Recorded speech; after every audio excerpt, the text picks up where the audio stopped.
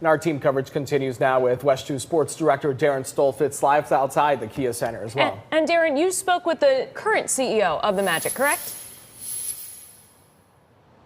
Correct, Michelle. Alex Martins is the current CEO, but he started his career in Orlando working under Pat Williams. He says Williams was a mentor to him, and we're starting to see and hear the stories of how much Williams meant not only to all of us here in Central Florida, to the community, to how Orlando is perceived nationwide and globally, but also to those who he closely worked with. Now, in the last hour, we heard Martin say Williams was a dreamer, but he was also a doer. As you can see, we're standing outside the Kia Center. That's where the Magic play. He made that happen. And in the last few years, he was dreaming of bringing Major League Baseball to Orlando. That one was not, at least now, in fruition, but his legacy will live on in how those he knew best carry on what he was known for.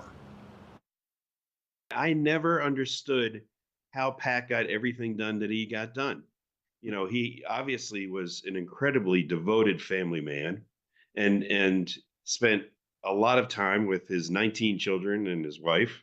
And in addition to that, you know, he's trying to bring all these professional sports franchises to Orlando. He's writing over 100 books. He's running in over 50 marathons. I don't know how he did it. He was completely tireless. And that's the way he was every day. And by the way, that's the way he was till his last day. He was always there, and he would call and check in on you before you really even had the thought to give Pat a call, because you didn't want to bother Pat Williams. So he had a great radar for people. He was an encourager. That was a big part of who he was. As incredible as it is to think, his large legacy, maybe even larger in how he dealt with people on a day-to-day basis. I don't think Pat ever met a stranger. Live in Orlando, Darren Stoltz, we'll send it back to you.